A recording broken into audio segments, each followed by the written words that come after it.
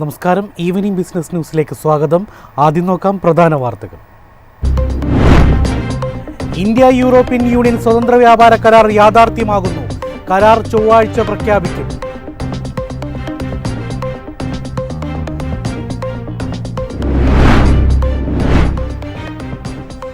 Tariff ഭീഷണിയെ മറികടക്കാൻ ഇന്ത്യയുമായുള്ള വ്യാപാര ബന്ധം ശക്തമാക്കാൻ കാനഡ.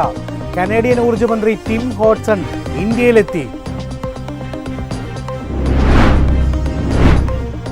രാജ്യാന്തര വിപണിയിൽ സ്വർണ്ണവില ഔൺസിന് $5000 കടന്നു. പ്രവചനങ്ങൾ ഉയർത്തി ബ്രോക്കറേജുകൾ. അടുത്ത ലക്ഷ്യം $5400.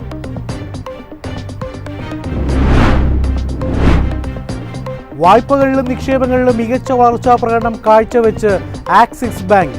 മൂന്നാം പാദത്തിൽ അറ്റാദായം 6490 കോടി രൂപയായി ഉയർന്നു. നികുതി പിരിവിൽ വൻ കുറവ്. 2027 സാമ്പത്തിക വർഷത്തിൽ സ്ഥിതി മെച്ചപ്പെടാൻ സാധ്യതയെന്ന് കെയറെഡ്ജ് റേറ്റിംഗ്സ്.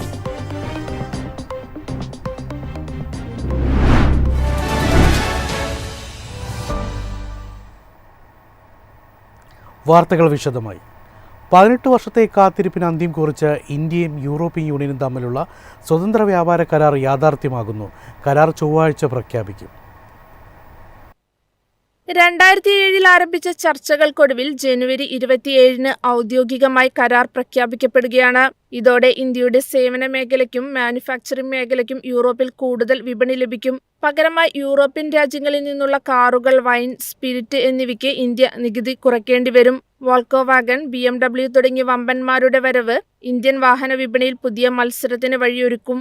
ഇന്ത്യൻ IT പ്രൊഫഷണലുകൾക്കും വിദ്യാർത്ഥികൾക്കും യൂറോപ്പിലേക്ക് നിയമപരമായ രീതിയിൽ കുടിയേറുന്നത് ഈ കരാർ എളുപ്പമാക്കും. നിലവിൽ യൂറോപ്പിലുള്ള 9 ലക്ഷത്തിലധികം ഇന്ത്യക്കാരിൽ വലിയൊരു വിഭാഗം ഹൈസ്കിൽഡ് ബ്ലൂ കാർഡ് ഉടമകളാണ്. വരും വർഷങ്ങളിൽ കൂടുതൽ ഇന്ത്യക്കാർക്ക് യൂറോപ്യൻ തൊഴിൽ വിപണിയിലേക്ക് എത്താൻ ഇത് വഴി തുറക്കും. പ്രതിരോധ മേഖലയിൽ റഷ്യയോടുള്ള അമിത ആശ്രയം കുറയ്ക്കാൻ ഇന്ത്യ ലക്ഷ്യമിടുന്നുണ്ട്. ഇതിനായി യൂറോപ്യൻ യൂണിയനുമായി പുതിയ സെക്യൂരിറ്റി ആൻഡ് ഡിഫൻസ് പാർട്ണർഷിപ്പ് ഒപ്പിടും. അമേരിക്കയുമായുള്ള വ്യാപാര ചർച്ചകൾ മന്ദഗതിയിലായ ഈ സാഹചര്യത്തിൽ യൂറോപ്പുമായുള്ള ബന്ധം ഇന്ത്യക്ക് തന്ത്രപ്രധാനമായ വലിയൊരു വിജയമാണ്. അതിനാൽ തന്നെ യൂറോപ്പുമായി കൂടുതൽ ബിസിനസ് നടത്തുന്ന ഇന്ത്യൻ IT, ഫാർമ കമ്പനികളുടെ ഓഹരികളിൽ വരും ദിവസങ്ങളിൽ വലിയ ചലനങ്ങൾ ഉണ്ടായേക്കാം. News desk, MyFin TV. Tariff ഭീഷണിയെ മറികടക്കാൻ ഇന്ത്യയുമായുള്ള വ്യാപാര ബന്ധം ശക്തമാക്കാൻ കാനഡ. കനേഡിയൻ ഊർജ്ജമന്ത്രി ടിം ഹോഡ്സൺ ഇന്ത്യയിലെത്തി. ട്രംപ് ഭരണകൂടം 100% താരിഫ് ഏർപ്പെടുത്തുമെന്ന് മുന്നറിയിപ്പ് നൽകിയിട്ടും വ്യാപാര വൈവിധ്യവൽക്കരണവുമായി മുന്നോട്ടു പോവാനാണ് കാനഡയുടെ തീരുമാനം. ഈ നീക്കത്തിന്റെ ഭാഗമായാണ് കനേഡിയൻ ഊർജ്ജമന്ത്രി ഇന്ത്യയിലെത്തിയത്. അടുത്ത 10 വർഷത്തിനുള്ളിൽ അമേരിക്കയ്ക്ക് പുറത്തേക്കുള്ള കയറ്റുമതി ഇരട്ടിയാക്കുകയാണ് കാനഡയുടെ ലക്ഷ്യം. ഇതിന്റെ ഭാഗമായാണ് ഊർജ്ജമന്ത്രി ടിം ഹോഡ്സൺ ഗോവയിൽ നടക്കുന്ന ഇന്ത്യ എനർജി വീക്കിൽ പങ്കെടുക്കുന്നത്. ഇന്ത്യയും കാനഡയും തമ്മിലുള്ള ചർച്ചകളിൽ പ്രധാനമായും 3 കാര്യങ്ങൾക്കാണ് മുൻഗണന. ഇലക്ട്രിക് വാഹനങ്ങളുടെയും ചിപ്പുകളുടെയും നിർമ്മാണത്തിന് ആവശ്യമായ ക്രിട്ടിക്കൽ മിനറൽസ്, ഇന്ത്യയുടെ ആണവോർജ്ജ നിലയങ്ങൾക്കായി കാനഡയിൽ നിന്നുള്ള യുറേനിയം വിതരണം ഉറപ്പാക്കൽ, ഊർജ്ജ സുരക്ഷയ്ക്കായി LNG ഇറക്കുമതി എന്നിവയാണവ. അടുത്ത മാസം പ്രധാനമന്ത്രി മാർക്ക് കാർണി നേരിട്ട് ഇന്ത്യ സന്ദർശിക്കാനിരിക്കെ ഊർജ്ജമന്ത്രിയുടെ ഈ സന്ദർശനം നിർണായകമാണ്. അമേരിക്കൻ വിപണിയിലെ അനിശ്ചിതത്വം ഇന്ത്യയുമായുള്ള കാനഡയുടെ ബന്ധം കൂടുതൽ ശക്തമാക്കാൻ സഹായിക്കുമെന്നാണ് സാമ്പത്തിക വിദഗ്ധരുടെ വിലയിരുത്തൽ. News desk, MyFin TV. രാജ്യാന്തര വിപണിയിൽ സ്വർണ്ണവില ഔൺസിന് $5000 കടന്നു. പ്രവചനങ്ങൾ ഉയർത്തി ബ്രോക്കറേജുകൾ. അടുത്ത ലക്ഷ്യം $5400.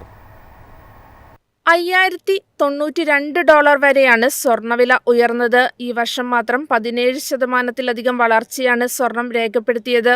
ഇതോടെ ഗോൾഡ്മാൻ സാക്സ് തങ്ങളുടെ പ്രവചനം തിരുത്തി. 2026 അവസാനത്തോടെ സ്വർണ്ണവില $5400 അവരുടെ പുതിയ കണക്കുകൂട്ടൽ.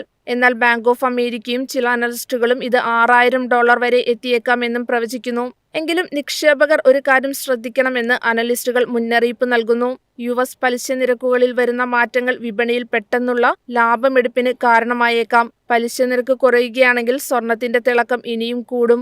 അമേരിക്കയും യൂറോപ്പും തമ്മിലുള്ള വ്യാപാര തർക്കങ്ങൾ, പ്രത്യേകിച്ച് ഗ്രീൻലാൻഡ് വിഷയത്തിലും താരിഫ് നയങ്ങളിലും വന്ന മാറ്റങ്ങൾ നിക്ഷേപകരെ ആശങ്കയിലാക്കുന്നുണ്ട്. അതിനാൽ നിക്ഷേപകർ ഏറ്റവും സുരക്ഷിതമായി കാണുന്നത് സ്വർണത്തെയാണ്. ഇതും വില ഉയരാൻ കാരണമാകുന്നു. News desk, MyFin TV. വായ്പകളിലും നിക്ഷേപങ്ങളിലും മികച്ച വളർച്ചാ പ്രകടനം കാഴ്ചവെച്ച് ആക്സിസ് ബാങ്ക്.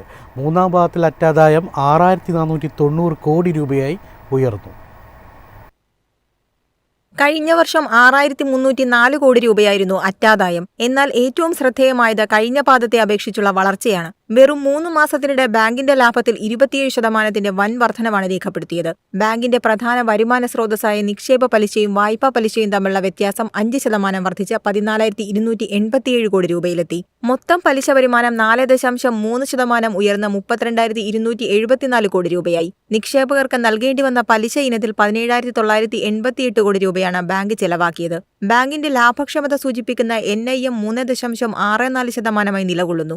ബാങ്കിന്റെ ഫീസുകളിൽ നിന്നുള്ള വരുമാനം 12% വർദ്ധിച്ച് 6,100 കോടി രൂപയായി. ഇതിൽ സിംഹഭാഗവും റീറ്റെയിൽ ബാങ്കിംഗ് ഫീസുകളിൽ നിന്നാണ് എന്നത് ബാങ്കിന്റെ ശക്തമായ റീറ്റെയിൽ സാന്നിധ്യം അടിവരയിടുന്നു. കോർപ്പറേറ്റ് കൊമേഴ്സ്യൽ ബാങ്കിംഗ് ഫീസുകളിലും 11% വളർച്ചയുണ്ട്. ട്രേഡിംഗ് ലാഭമായി 61 കോടി രൂപയും ബാങ്ക് സ്വന്തമാക്കി. വായ്പകളിലും നിക്ഷേപങ്ങളിലും ബാങ്ക് മികച്ച വളർച്ചാ പ്രകടനമാണ് കാഴ്ചവെക്കുന്നത്. എന്നിരുന്നാലും വരാനിരിക്കുന്ന പലിശ നിരക്ക് മാറ്റങ്ങളും വിപണിയിലെ കടുത്ത മത്സരവും ബാങ്കിന്റെ ലാഭക്ഷമതയും വരും പാദങ്ങളിൽ എങ്ങനെ ബാധിക്കുമെന്നത് കണ്ടറിയണം. News desk MyFin TV. സർക്കാരിന്റെ നികുതി പിരിവിൽ വൻ കുറവ്. 2027 സാമ്പത്തിക വർഷത്തിൽ സ്ഥിതി മെച്ചപ്പെടാൻ സാധ്യതയെന്ന് കെയറെഡ്ജ് റേറ്റിംഗ്സ്.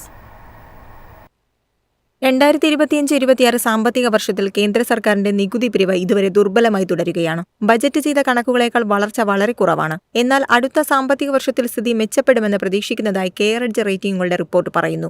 2026 സാമ്പത്തിക വർഷത്തിലെ ആദ്യ 8 മാസങ്ങളിൽ മൊത്തം നികുതി പിരിവ് വാർഷികാടിസ്ഥാനത്തിൽ വെറും 3.3% വളർച്ച കൈവരിച്ചുവെന്നും ഇത് ബജറ്റ് ചെയ്ത 12.5%-ത്തേക്കാൾ വളരെ കുറവാണെന്നും റിപ്പോർട്ട് പറയുന്നു. നടപ്പ് സാമ്പത്തിക വർഷത്തിലെ ഇതുവരെയുള്ള നികുതി വരുമാനത്തിന്റെ ദുർബലമായ പ്രകടനത്തെ ഇത് എടുത്തുകാണിക്കുന്നു. ഇതുവരെയുള്ള വർഷത്തിൽ പ്രത്യക്ഷ നികുതി പിരിവുകൾ പിന്നിലാണ്. കോർപ്പറേറ്റ് ആദായ നികുതി പിരിവുകളിലെ വളർച്ച ബജറ്റ് ചെയ്ത വാർഷിക വളർച്ചയേക്കാൾ കുറവാണെന്ന് റിപ്പോർട്ട് ചൂണ്ടിക്കാട്ടുന്നു. കോർപ്പറേറ്റ് നികുതിയിലും ആദായ നികുതിയിലും ശക്തമായ വളർച്ചയാണ് ബജറ്റ് പ്രവചിച്ചിരുന്നതെന്ന് റിപ്പോർട്ട് ചൂണ്ടിക്കാട്ടി. ഏപ്രിൽ-നവംബർ സാമ്പത്തിക വർഷത്തിലെ യഥാർത്ഥ വളർച്ച ഇപ്പോഴും കുറവാണ്. കോർപ്പറേറ്റ് നികുതി പിരിവ് 9.7% താരതമ്യപ്പെടുത്തുമ്പോൾ 7.8% വളർച്ച നേടി. അതേസമയം ആദായ നികുതി പിരിവ് 6.8% വർദ്ധിച്ചു. ഇത് ബജറ്റ് വളർച്ചയായ 21.6%-ത്തേക്കാൾ വളരെ കുറവാണ്. എന്നിരുന്നാലും സമീപ മാസങ്ങളിൽ ആദായ നികുതി കോർപ്പറേറ്റ് നികുതി പിരിവുകളിൽ പുരോഗതി കാണിച്ചിട്ടുണ്ടെന്ന് റിപ്പോർട്ട് ചൂണ്ടിക്കാണിച്ചു. സെപ്റ്റംബർ അവസാനം നടപ്പിലാക്കിയ GST ഘടനയിലെ മാറ്റം കാരണം ഈ കാലയളവിൽ ചരക്ക് സേവന നികുതി പിരിവുകൾ 2.0% കുറഞ്ഞു. 2027 സാമ്പത്തിക വർഷത്തിൽ നികുതി പിരിവ് മെച്ചപ്പെടുമെന്നാണ് റിപ്പോർട്ട് പ്രതീക്ഷിക്കുന്നത്. 2027 സാമ്പത്തിക വർഷത്തിൽ മൊത്ത നികുതി വരുമാനം 43.5 ട്രില്യൺ രൂപയായി ഉയരുമെന്നും 9.6% വളർച്ച രേഖപ്പെടുത്തുമെന്നും പ്രതീക്ഷിക്കുന്നു. അറ്റ നികുതി വരുമാനവും 9.6% വർദ്ധിച്ച് 28.9 ട്രില്യൺ രൂപയാകുമെന്നും പ്രതീക്ഷിക്കുന്നു. News desk MyFin TV. ഇന്നത്തെ സ്വർണം വെള്ളി നിരക്കുകൾ.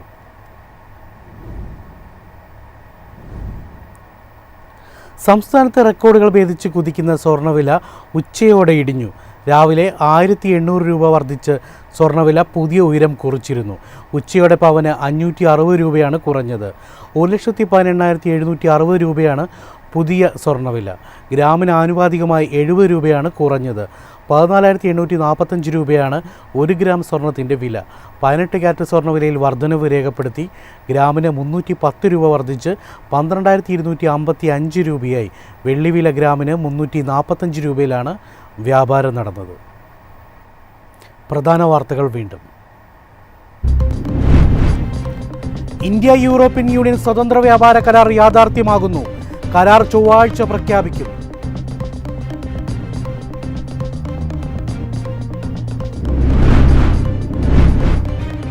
താരിഫ് ഭീഷണിയെ മറികടക്കാൻ ഇന്ത്യയുമായുള്ള വ്യാപാര ബന്ധം ശക്തമാക്കാൻ കാനഡ. കനേഡിയൻ ഊർജ്ജമന്ത്രി ടിം ഹോഡ്സൺ ഇന്ത്യയിലെത്തി.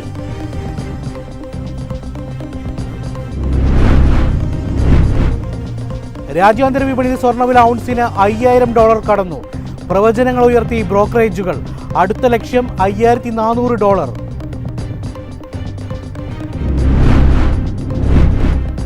വായ്പകളിലും നിക്ഷേപങ്ങളിലും മികച്ച വളർച്ചാ പ്രകടനം കാഴ്ചവെച്ച് ആക്സിസ് ബാങ്ക്. മൂന്നാം പാദത്തിൽ അറ്റാദായം 6,490 കോടി രൂപയായി ഉയർന്നു. നികുതി പിരിവിൽ വൻ കുറവ്. 2027 സാമ്പത്തിക വർഷത്തിൽ സ്ഥിതി മെച്ചപ്പെടാൻ സാധ്യതയെന്ന് കെയറെഡ്ജ് റേറ്റിംഗ്സ്.